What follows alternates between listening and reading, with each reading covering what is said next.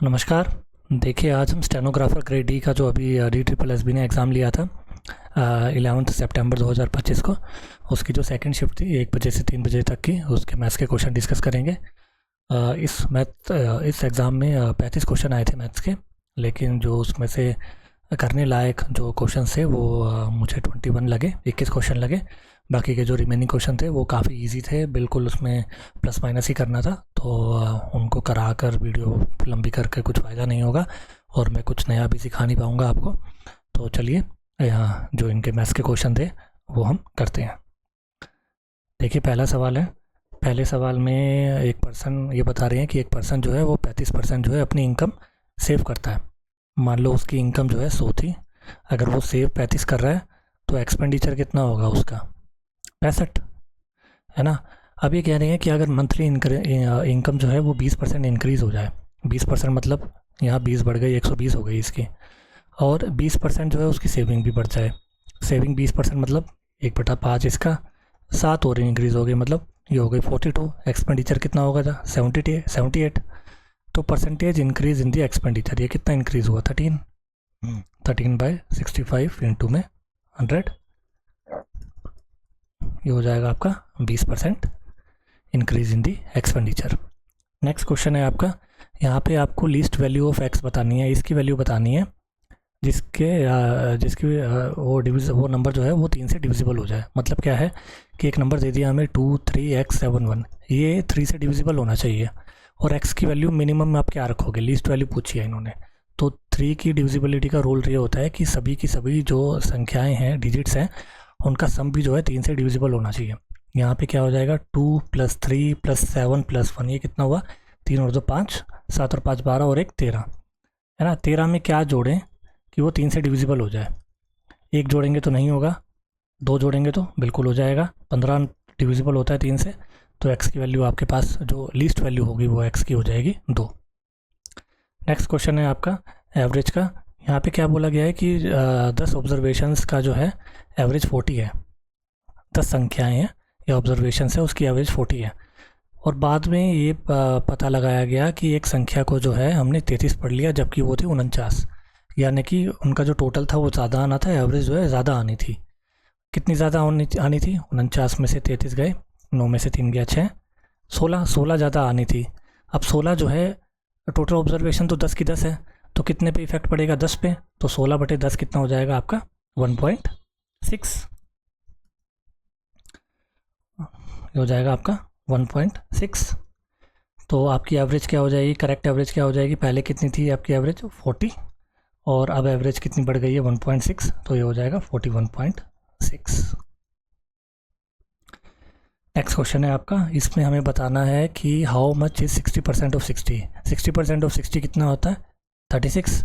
वो ग्रेटर है 4/5 ऑफ 49। ये भी हो गया 36, ये भी 36, इन दोनों का डिफरेंस क्या है? 0।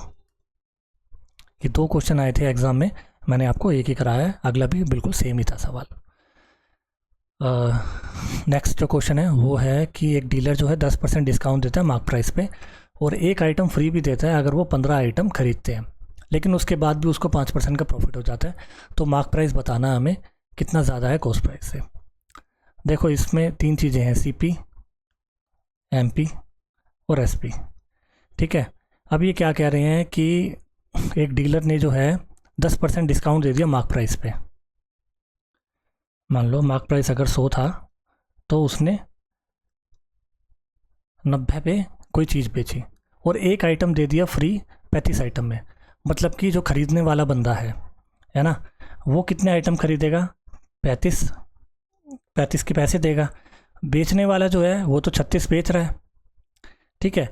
ये करने के बाद भी उसको 5% का प्रॉफिट हो रहा है। पहले इसको सॉल्व कर लेते हैं हम। रेशो क्या आएगी? ये हो जाएगी 9 चौके 36, और ये 2 पे गया, और ये आया आपका 7 पे, मतलब कि ये हो जाएगा आपका 8, 9 चौके 36, और ये हो जाएगा आपका 7, ठीक है। अब ये कह रहे हैं कि इसको 5% का तब भी प्रॉफिट हुआ। 5% का प्रॉफिट मतलब क्या होता है? 1/20, है ना। ये CP हो गया, ये SP हो गया। SP कितना हो जाएगा आपका? 21। यहाँ SP कितना है? 7, इसको 3 से मल्टीप्लाई कर देंगे, ये हो जाएगा 21, ये हो जाएगा 24, और CP आपका 20 है, तो मार्क प्राइस कितना ज़्यादा है सीपी से, 4 ज़्यादा है ना, सीपी से इनटू में 100, यह आ गया आपका 20%, क्योंकि एमपी आपका 24 आ गया, सीपी आपका 20 हो गया, एसपी आपका 21 आ गया। यहाँ से हम रेशो निकाल सकते हैं। नेक्स्ट क्वेश्चन है आपका, यहाँ पे क्या बोला गया है कि 100 ऑरेंजेस जो हैं वो इतने रुपए में खरीदे गए और उनको जो है इतने प्रॉफिट पे बेच दिया गया। तो सेलिंग प्राइस बताना है पर डज़न में ऑरेंजेस का। देखो कॉस्ट प्राइस कितना है, इतना, प्रॉफिट कितना हुआ 840 का, तो सेलिंग प्राइस क्या हो जाएगा, उनको प्लस कर देंगे 2050 रुपये, ये उनको प्रॉफिट और ये उनका सेलिंग प्राइस आ गया। ये सेलिंग प्राइस आ गया 100 का। 100 का सेलिंग प्राइस ये है तो 12 का हम आराम से निकाल सकते हैं, है ना। एक का कितना हो जाएगा और 12 का मल्टीप्लाई कर देंगे, 0 से 0 गया, ये गया 6 पे, ये गया 5 पे, ये गया 4, 1, 41 की आप 6 से करोगे 246। नेक्स्ट आपका क्वेश्चन है, यहाँ पे इन्होंने बोला है कि एक स्टोर जो है वो 5 किलो एप्पल जो है 15 के बेचते हैं। मतलब एक कितने का बेचेंगे, 3 का, 5 15 के हैं तो 1 किलोग्राम जो है वो $3 का। अब ये कह रहे हैं कि 2 किलोग्राम एप्पल को ख़रीदने की कीमत क्या होगी।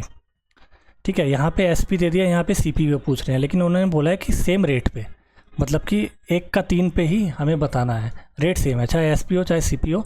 ये रेट इन्होंने बता दिया कि 1 किलोग्राम 3 रुपये का है, तो 2 किलोग्राम कितने का हो जाएगा, 6 रुपये का, बस।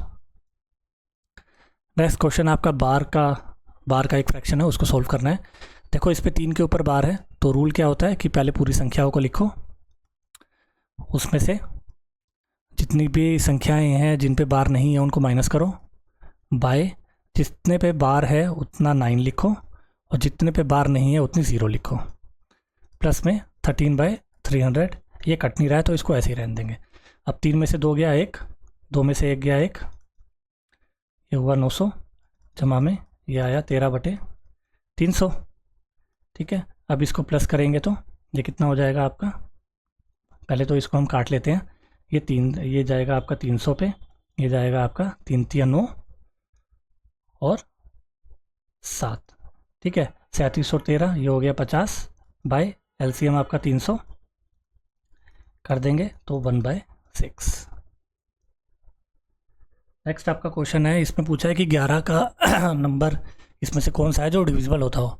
11 का रूल सिंपल है, ऑड प्लेसेस और इवन प्लेसेस के डिजिट्स का सम का जो डिफरेंस होता है वो या तो 0 हो या 11 से डिविजिबल हो। देखो पहला नंबर क्या हो जाएगा, 8 + 7 + 7, इसको प्लस करना है, 8 + 7 + 7 में से 8 + 3, ये या तो 0 हो या फिर 11 से डिविजिबल हो। ठीक है, अब देखो 8 7 15, 8 से 8 तो कट ही जाएगा, 7 और 7 14, 14 में से 3 गए 11, 11 से डिविजिबल हो रहा है, तो मतलब ये आपका आंसर है। नेक्स्ट क्वेश्चन आपका ग्राफ का क्वेश्चन है। यहाँ पे इन्होंने एक नंबर ऑफ़ पेशेंट्स दे दिए हैं इस एंड में, और यहाँ पे जो है एज ऑफ पेशेंट्स दे दिए हैं, और हमें ये बताया गया है number of diabetic patients of different ages. ये बिल्कुल इन्होंने डिफरेंट एजेस का जो डायबिटिक पेशेंट्स है उसका ग्राफ दे दिया है, और इन्होंने बताया क्या है कि the age of diabetic patients in years and the number of patients. ठीक है, तो इन्होंने ये हमें चीज़ बता दी है कि ये है 25 साल, the age of diabetic patients, ये हो गई एज, और ये हो गया नंबर कि 25 साल के लोग इतने पेशेंट हैं, ये 35 साल के लोग हैं, है ना, 35 उनकी एज है और इतने पेशेंट है, ये एज है, ये पेशेंट, ये एज, ये पेशेंट। तो percentage of patients more than और equal to the age of 55 years. ठीक है, इन्होंने क्या पूछा है, इक्वल और 55 या 55 से ज़्यादा के percentage of patients more than और equal to age of 55 years. ठीक है, तो 55 वाले कितने हैं ये, और 65 वाले कितने हैं ये। ठीक है, ये कितने ज़्यादा हैं टोटल से। अब देखो 60 और 70, ये तो हो गया 130। ठीक है, ये तो हो गए 55 या 55 से ज़्यादा, और हमारे पास टोटल कितने हो जाएंगे, ये 130 तो हो ही गया, 130 और 30 और 20 50, जमा में 35 85, 130 और 85 आपके आ जाएंगे 215। ये हमें परसेंटेज निकालनी है इसकी, 215 इंटू में 100, ये आपका गया 43 पे, और ये गया आपका, या फिर इसको काट लेते हैं 20, 2600 बटे में 43। यहाँ पे हमारे पास देखिए दो ऑप्शन है, अगर आप सॉल्व करोगे, ये देखो 43 की 6 से आप मल्टीप्लाई करोगे अगर, तो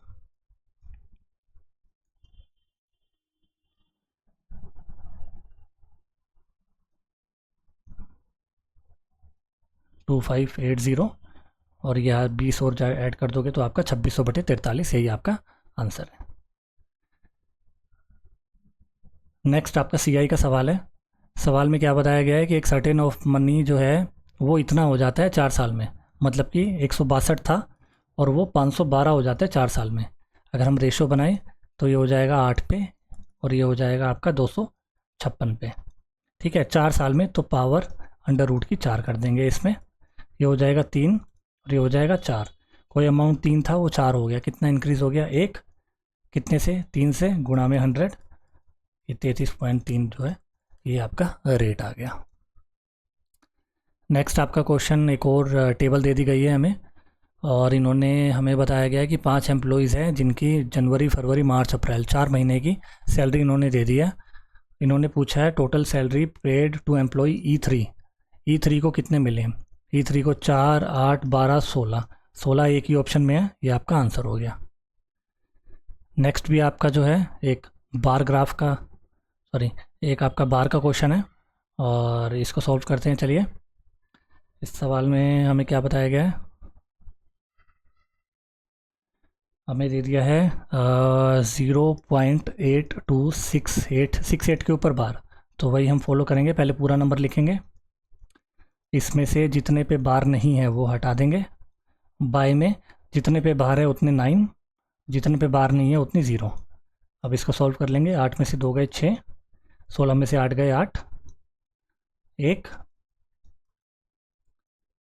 इसको काटेंगे आप तो 4950, और यहाँ आ जाएगा 4093, ये आपका आंसर है। नेक्स्ट आपका स्पीड और डिस्टेंस के क्वेश्चन है। यहाँ पे 2 ट्रेन्स बताई है हमें, 200 मीटर और 150 मीटर, वो जो है अपोजिट डायरेक्शन में चल रही हैं, ये इधर चल रहे हैं तो ये इधर चल रहे हैं, जिसकी स्पीड है 60 और इसकी 90। तो इनको क्रॉस करने में कितना टाइम लगे। देखो, जब ये क्रॉस करेंगे आपस में तो ये अपनी जो दूरी है, ट्रेन्स की जो लेंथ है वो क्रॉस करेंगी, है ना, तो उतना डिस्टेंस वो ट्रैवल करेंगी। तो आपका जो हमें टाइम का फॉर्मूला होता है डिस्टेंस अपॉन में स्पीड, डिस्टेंस आपके पास कितना हो जाएगा, इसकी है 200 और इसकी है 150, तो 350 तो डिस्टेंस वो ट्रैवल कर लेगी। और स्पीड कितनी हो जाएगी, स्पीड अपोजिट डायरेक्शन में हमेशा प्लस होती है, तो 90 और 60 कितनी हो जाएगी, 150। लेकिन ये किलोमीटर पर आवर में है, इसको स्पीड, इसको जो है हम मीटर पर सेकंड में चेंज करेंगे तो 5/18 से मल्टीप्लाई कर देंगे। सॉल्व करेंगे, ये गया आपका 7 पे, ये गया आपका 3 पे, ये गया आपका 6 पे, तो 7×6=42/5, ये हो गया आपका 8.4 सेकंड में वो ट्रेनें अपोजिट डायरेक्शन में एक दूसरे को क्रॉस करेंगे।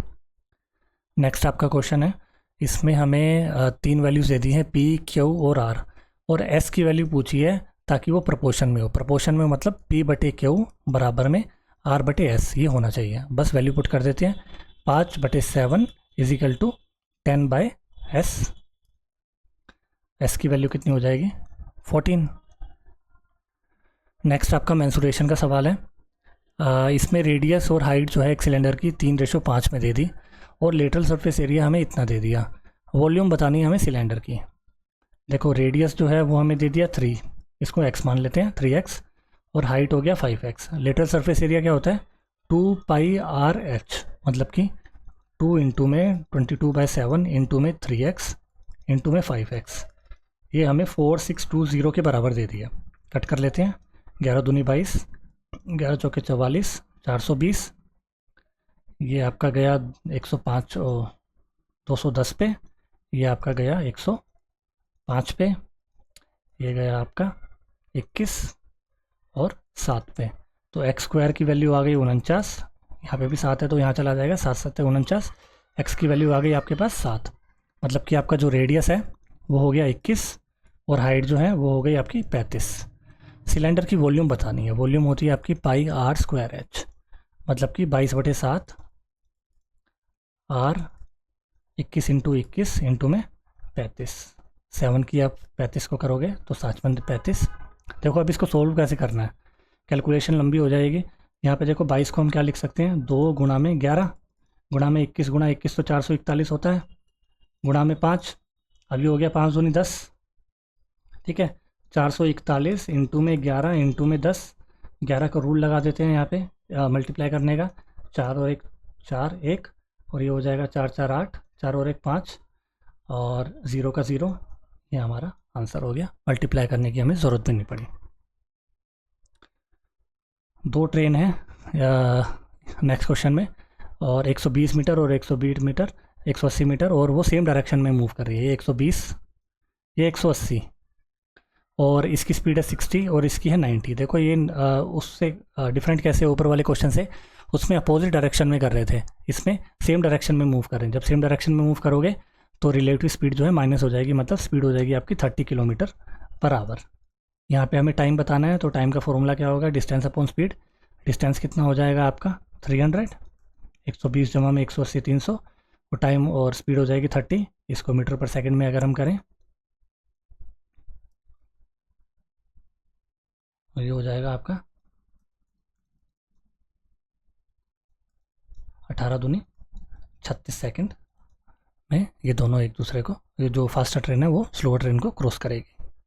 नेक्स्ट आपका एक ज्योमेट्री का सवाल इसमें डाला गया था, हालांकि सिंपल सवाल है। इसमें क्या बोला गया है कि एक ए बी है डायमीटर ऑफ अ सर्कल, ये ए बी है डायमीटर, और बी सी एक टेंजेंट है, ठीक है। ये मैं आपको टेंजेंट डाल देता हूँ, टेंजेंट मतलब जो एक सर्कल को बाहर एक पॉइंट पे टच करे, एट बी, ठीक है। इफ़ ए बी बराबर में 10, ए बी की वैल्यू जो है 10 दे दी हमें, ठीक है। ए बी की वैल्यू 10, डायमीटर 10 दे दिया, तो और एंगल सी ए बी, ये एंगल जो है ये हमें 45 डिग्री दे दिया, ये हमें 10 दे दिया। तो हमें बताना है area of triangle A B C, ठीक है। ये 90 होता है, जब भी टेंजेंट जो है सर्कल को जहाँ करेगी तो वो 90 डिग्री का एंगल बनाते हैं। अब ये जो है राइट एंगल ट्रायंगल हो गया, इसका एरिया क्या होता है, हाफ इंटू में बेस इंटू में हाइट। बेस तो हमारे पास है, हाइट हम कैसे निकालेंगे। हाइट यहाँ पे देखो 1045 की एक वैल्यू होती है, 1045 होता है परपेंडिकुलर अपॉन में बेस, इसकी होती है 1 वैल्यू। परपेंडिकुलर मतलब h, बेस क्या है आपके पास 10, तो मतलब ये भी आपके पास 10 आ गया। अब फॉर्मूला लगा देंगे, half into base into height, half into में बेस इंटू में 10, ये आ गया आपका 50 area of triangle A B C. Next है आपका प्रॉफिट एंड लॉस से रिलेटेड क्वेश्चन। यहाँ पे इन्होंने बोला है कि एक शॉपकीपर जो है 2 फ्रेम 2000 ईच में खरीदते हैं, मतलब 2000 रुपये में खरीदते हैं एक फ्रेम को। यहाँ पे 2 फ्रेम इसने खरीदे, जो पहली है उसको वो 10% के गेन पे बेच देते हैं, मतलब प्रॉफिट है उसका और सीपी है उसका 10, 11 पे बेच देते हैं। और अगली पे जो है 5% का लॉस होता है। 5% का लॉस मतलब 1/20, 20 पे और 19 पे जो है वो बेच देता है। अगर देखिए यहाँ पे सीपी सेम उन्होंने बताया है, तो यहाँ पे हम सीपी सेम कर लेते हैं। तो ये कितना हो जाएगा 20, और ये हो जाएगा आपका 22। टोटल सीपी कितना हो जाएगा 40, और ये कितना हो जाएगा 41।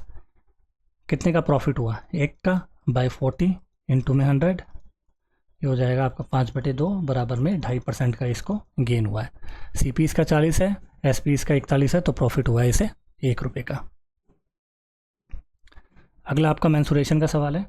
यहाँ पे इन्होंने बोला है कि एक 125 आइडेंटिकल स्पेयर हैं, 125 स्पेयर्स हैं, और उनको कास्ट किया जाता है, पिघलाकर जो है एक कोर स्पेयर बनाया जाता है जिसका रेडियस है 15। और इन्होंने बोला है कि जो स्मॉलर स्पेयर्स हैं, जो 125 स्पेयर थे, उसकी वॉल्यूम जो है इक्वल है लार्जर स्पेयर की, जो पिघला के नया स्पेयर बनाया है उसकी। तो diameter of the each smaller sphere, जो स्टार्टिंग में जो स्पेयर थे हमारे पास 125, उनका जो है डायमीटर क्या है, उनके स्पेयर्स का डायमीटर क्या है। देखो स्पेयर का जो वॉल्यूम होता है वो होता है 4/3 पाई r क्यूब, ठीक है। अब ऐसे हमारे पास 125 थे, इन्होंने बोला है कि वॉल्यूम बराबर है दोनों की, पिघला के इन्होंने एक ऐसा बना दिया जिसकी रेडियस जो है वो 15 है। तो 15 इंटू में 15 इंटू में 15, ये हम लिख लेंगे। 4/3 पाई से 4/3 पाई गया। अब यहाँ पे ये 3 पे गया, ये 25 पे, ये 3 पे, ये 5 पे, ये 3 पे, ये कट गया, ठीक है। तो r क्यूब की वैल्यू आई आपके पास 3 इंटू 3 इंटू 3 मतलब 27, तो r की वैल्यू आई आपके पास 3।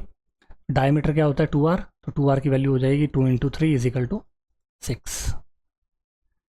नेक्स्ट आपका जो क्वेश्चन है वो एरिया ऑफ इक्विलेटरल ट्रायंगल इन्होंने पूछा है कि वो निकालना है। देखो इक्विलेटरल ट्रायंगल का फॉर्मूला होता है एरिया का √3/4 a², ठीक है। और लेंथ हमें दे दी 6 सेंटीमीटर। देखो इक्विलेटरल ट्रायंगल तो वही होता है, इसकी तीनों साइड बराबर हो, ये साइड ये साइड ये साइड, इसका एरिया होता है √3/4 a², ठीक है। लेंथ हमें दे दी 6 सेंटीमीटर, बिल्कुल। अब इसको हम सॉल्व कर लेते हैं। 3/4 इंटू में 6, ये गया 2 पे 3 पे 3 पे, तो ये हो गया 9√3 area of an equilateral triangle. चलिए ये जो इसके 21 क्वेश्चन थे स्टेनो के वो मैंने आपको करवा दिए हैं। वीडियो को आप ध्यान से देखना, कुछ ना समझ में आए तो प्लीज़ बताना, और होपफुली आपको अच्छी लगेगी वीडियो। अच्छी लगी हो तो प्लीज़ लाइक करना, शेयर करना अपने फ्रेंड सर्कल में, और चैनल को सब्सक्राइब करना। Thank you.